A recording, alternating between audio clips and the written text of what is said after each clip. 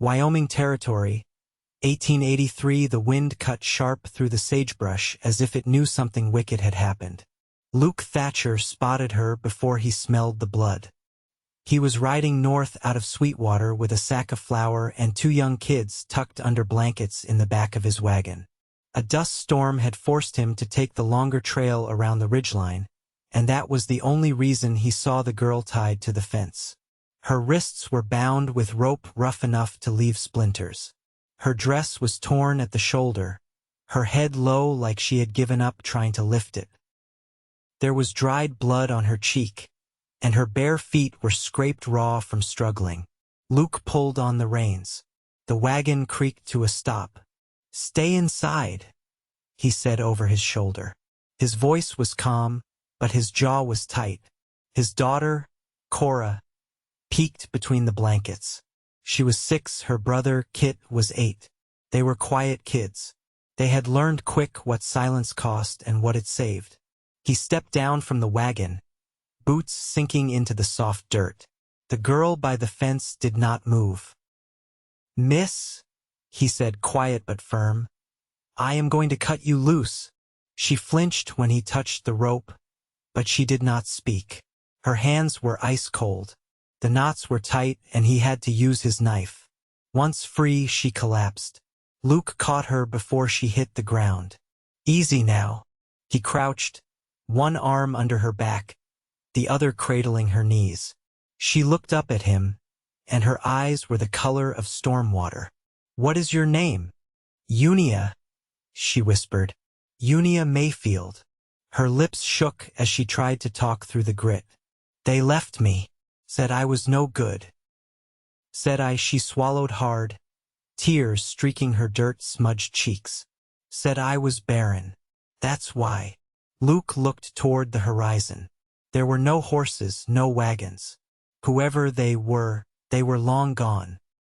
He carried her to the wagon and laid her gently beside the children. Cora handed him a blanket without saying a word. Junia curled under it, eyes fluttering shut. Luke climbed into the driver's seat and set the reins. They had a long ride ahead. The cabin sat low in the valley, tucked beside the cottonwoods and built by Luke's own hands. It had started as a house for 4. Now it held 3. Luke's wife, Ella, had died 2 winters ago. Fever took her fast.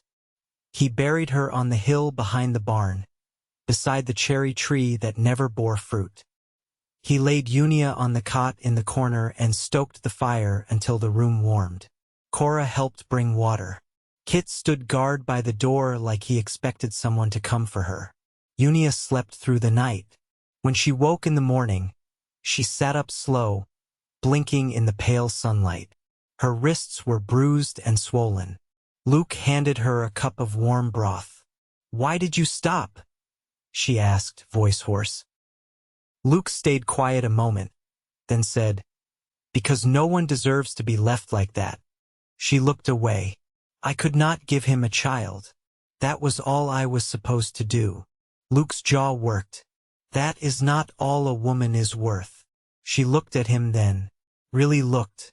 He was not a young man anymore. His eyes were lined from years squinting into sun and dust. His hands were strong, his voice steady. He wore grief like a second skin, but it had softened him, not hardened. Junia stayed, not because she asked to, because Luke never told her to leave. She helped with the cooking once her hands healed. She mended Kit's coat and taught Cora how to lace her boots. She moved careful, like she was afraid of taking up space. But Luke saw her. He watched her linger by the window when the sun hit just right. He noticed how soft her voice got when she read to the children or hummed while peeling potatoes. She did not cry again. Not where anyone could see. One morning, not even a week after he found her, Luke came in from feeding the horses and saw Junia brushing Cora's hair. The little girl was laughing. Junia's eyes met his and held. He watched her for a long second, then looked at the floor. Later that night, after the children were asleep, Junia stood by the fire with her arms crossed over her chest. "I can leave in the morning," she said, not looking at him. I can find work in town. Luke stood from the table slowly. You do not have to. She turned toward him, eyes wide. Why would you want me here? I am not. Do not say it again, he said. You are not broken. Luke, I buried a woman I loved under a cherry tree that never gave fruit, he said. And I would dig that grave again if it meant I could hold her hand one more time. Junia's breath caught. He stepped closer, slow. I do not care if you have children or not. You are not here for that. You are here because I want you here. She looked up at him, the cowboy who had cut her loose. The man who did not ask questions, did not pry, just offered warmth and bread and space to stand. I do not know how to be someone's wife, she whispered. Luke reached out, brushing a curl back from her cheek. Then we will learn together. Her lips parted, breath shaky. He leaned in, slow enough for her to stop him. She did not. The kiss was soft, steady, like a promise. Junia's hands gripped his shirt. His arms wrapped around her, holding her like she was something worth keeping. And for the first time in her life, she believed she was. By late March, the snow had melted into the valley's thirsty ground, leaving behind a patchwork of green and brown that stretched out beneath the foothills. The creek behind the barn had begun to run again, and the cottonwoods creaked with the slow awakening of spring. Junia stood outside the cabin before dawn most mornings, her hands wrapped around a tin cup, steam rising into the pale light. She never said much during those early hours, but Luke had come to know the difference between her silences. Some were heavy, others simply quiet. That morning, her stillness carried a kind of listening in it, like she was trying to make sense of a world that no longer hurt quite the same. Inside, Kit was rolling up his sleeves to help with the feed sacks, and Cora was combing out the tangles in her hair with a carved wooden pick Junia had whittled from a scrap of pine. The girl had taken to following Junia like a shadow, not out of need but out of choice. She watched her with a kind of quiet awe, as though she'd discovered something soft and unshakable in her. Luke stepped outside, tightening the strap of his gloves. I'll need to ride into town for salt and kerosene by week's end. Junia didn't look at him right away. Can I come? He studied her for a moment. You sure you want to be seen? She nodded, slow but certain. I don't want to keep hiding. Not from them, not from anyone. He didn't press further. Then we'll go Friday. She gave a small nod and turned toward the chicken coop without another word. When Friday came, Junia wore the dark green calico dress she'd let out at the seams for Cora 3 weeks earlier. It tacked close to her waist but hung modest and long, and she'd mended the hem with such fine stitches you'd have to look twice to notice. Her hair was pinned up in a twist, neat but not fussy. She didn't dress to impress, only to feel like herself again. The ride into town was quiet. The children had stayed behind under the watch of Widow Callahan, who lived 2 pastures over and owed Luke a favor from last winter's firewood. The trail curved through stretches of scrub pine and open land, and Junia watched the hills like they might vanish if she blinked. She only spoke once, voice low. I used to think if I did everything right, I'd be enough. Luke didn't answer right away. He guided the horse around a rut in the road, then said, Doing everything right never stopped the world from being cruel. She turned her head toward him. But it matters, doesn't it? The trying. It does, he said. Most men just don't see it. She didn't reply, but she didn't look away either. Town was nothing more than a cluster of buildings and dust, but folks still watched when they rode in. Luke tied the reins outside the mercantile, stepping down first, then offering his hand. Junia hesitated. They'll talk. They talked when I buried my wife with my own hands, he said. They talked when I didn't remarry after a year. Let them wear their tongues out. She took his hand and stepped down.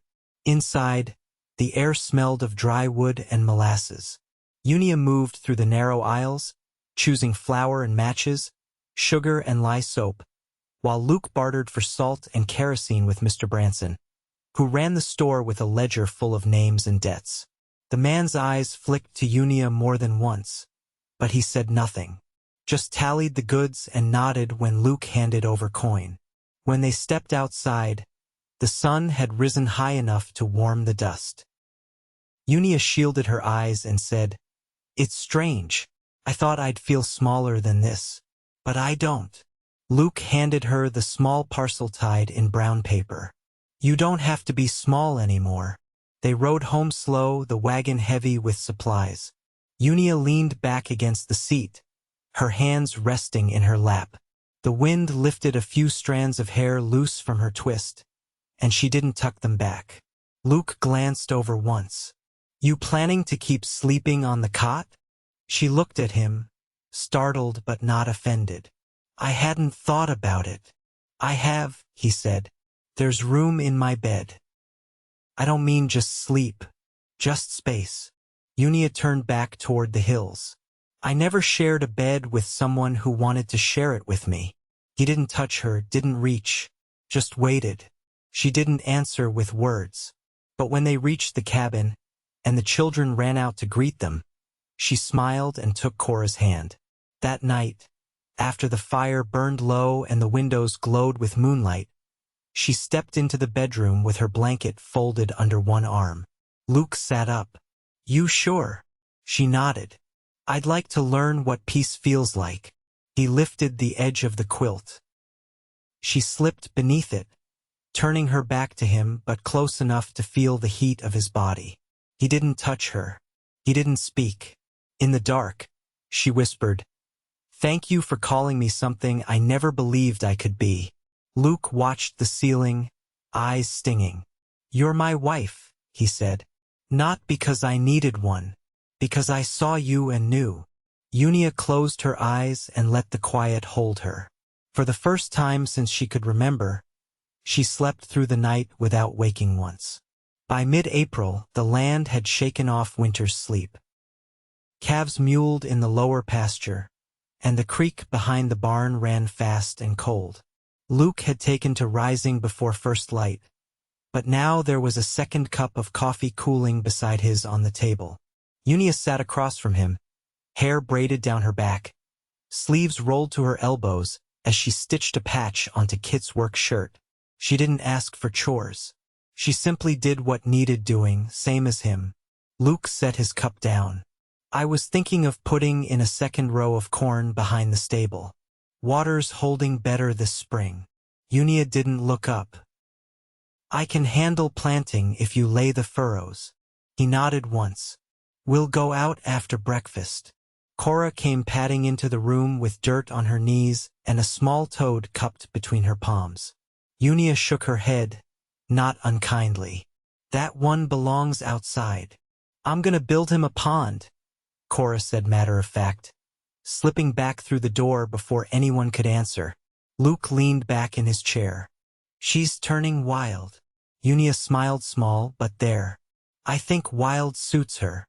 They didn't speak again until Kit came in with the milk pail and a look of concern. "Pa, there's a rider coming." "Slow."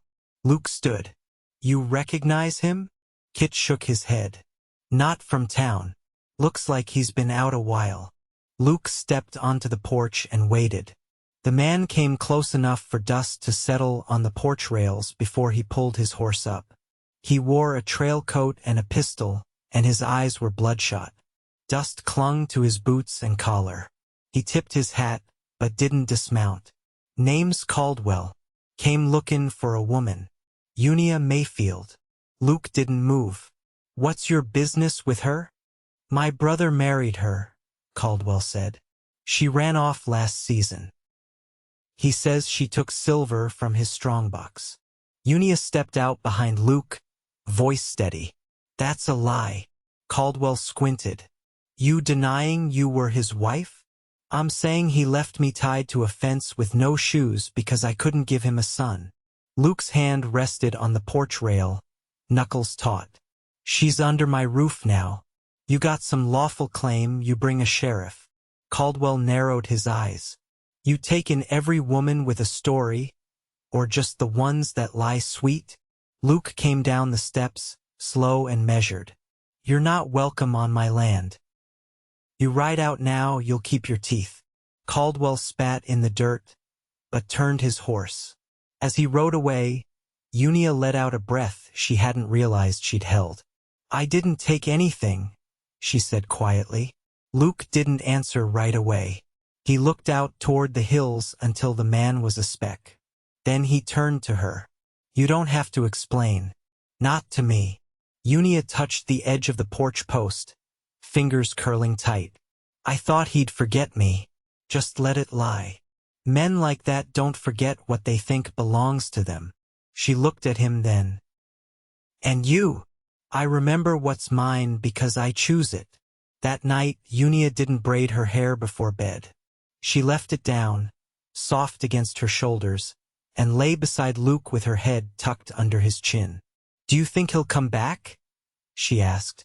He might, but he'll find more than a fence next time. In the dark, she took his hand and laced her fingers through his. I don't want to be afraid anymore. You won't be, he said. Not here. For the first time, she believed it. The next morning, Junia rose early and walked out past the barn, where the cherry tree on the hill had begun to bud. She knelt beside the grave with her hands folded in her lap. I'll never take her place, she said softly, but I'll care for what she left. I swear it. She didn't hear Luke come up behind her, but she felt the warmth of his palm on her back. She'd want someone who stayed, he said. Junia looked up at him, eyes clear. So do I, he added. She stood, brushed off her skirt, and took his hand. I'm not going anywhere. The first real rain came in late May, a slow, soaking fall that softened the dirt and brought out the scent of pine resin and damp earth. Luke and Junia spent the morning in the loft, turning hay and checking for leaks in the roof. The children were at Widow Callahan's again, helping shell peas and sweep out her cellar. It was Junia's idea, less for the help than for the quiet it left behind. Junia stood near the barn door, arms crossed as she watched the water bead and run along the edge of the eaves. Her hair was damp at the tips, curled like the rain had coaxed it loose from the braid she'd tied that morning. Luke came down the ladder behind her, wiping his hands on a rag. I'll tack the shingles down again once it dries. She didn't turn. The sound of it's different here. He set the rag on the workbench. Most things are. Her voice lowered. Back then, when it rained, I'd sit on the porch and pretend it was washing me clean. But the house always stayed the same. Luke stepped beside her. This one won't. She looked at him sideways. What if I don't know how to live without waiting for the worst thing to come? He didn't answer at first. The rain ticked against the shingles like a soft warning. Then he said, You don't have to know. You just have to stay standing when it does. Junia's fingers laced together. I've been thinking about building something. A garden, maybe. Not just kitchen things. Flowers, too. Luke nodded. There's space on the south side of the house. Gets enough sun.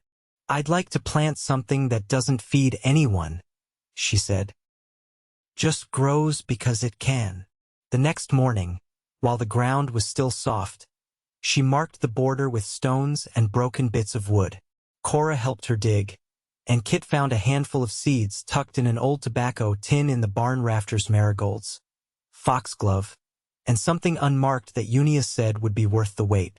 Luke came home from the smithy in town a few days later with a pair of leather gloves, smaller than any he'd seen in the mercantile. He handed them to her without a word, and Junia ran her thumb over the stitching before sliding them on. I reckon I'll get calluses either way, she said. Only difference is whether they split open. They worked side by side sometimes, but more often, she stayed with the plants while he saw to the fencing. She hummed now and then, low and tuneless, and once he asked what it was, she told him she didn't know. It had just been in her head a long while. One evening after supper, Junia sat on the front step stringing dried beans. Luke came out with 2 mugs of coffee and handed her one before settling beside her. "I heard from the marshal," he said after a pause. "Caldwell won't be coming back. Got picked up crossing into Nebraska with another man's horse." Junia didn't blink. "He always thought the world owed him something." Luke sipped from his mug. "He's not your shadow anymore." She nodded. "I think I started breathing easier before I even knew he was gone." He turned toward her. "You ever think about what comes next?" She looked down at her lap. "I used to think next was a kind of punishment. Now I think it might be a home." Luke waited. "I want to stay," she said finally. "Not just because it's safe. Because it feels right." He reached over, not for her hand, but to tuck the edge of her shawl around her shoulder. "Then you stay." That night, Junia didn't ask, but she climbed into bed closer than before. When the wind shifted and the house creaked softly with it, she whispered, "I want to give you something. I don't know what yet, but I will." Luke pulled her gently against his chest. "You already have." Outside, the wind carried the smell of damp wood and something faintly sweet. Junia closed her eyes and listened to it, her breath quiet and even, her hands still, and her heart finally at rest. The last frost passed quiet that year, without warning or fanfare. One morning, the ground was still hard, and by the next, the soil gave gently beneath Junia's boots as she stepped out to check the garden plot. Sprouts had begun to rise like they trusted the air again. She knelt beside them, pressing 2 fingers into the dirt to test the moisture. The mystery seeds, the ones from the old tin, had pushed up little green tongues, unfamiliar but alive. Inside, Luke was mending the harness that had cracked at the buckle last week while pulling the plow. His hands worked steady over the leather, eyes narrowed against the morning light spilling through the window. When Junia walked in, she set the basket of eggs on the table and leaned against the doorframe. "Those seeds are something wild," she said. "Don't match anything I've seen." Luke pulled the thread tight. "Wild things tend to make the best roots." She stepped closer, her fingers brushing the edge of the workbench as she watched him. "Do you believe people are the same?" He didn't look up right away. "I believe folks grow toward where they're tended." She reached over and ran her fingertips along the healed scar at the edge of his wrist, one she hadn't asked about, but had traced enough times to know its shape by memory. "I want to build something real," she said. "You already are. I mean more than the garden. A future. One that's ours."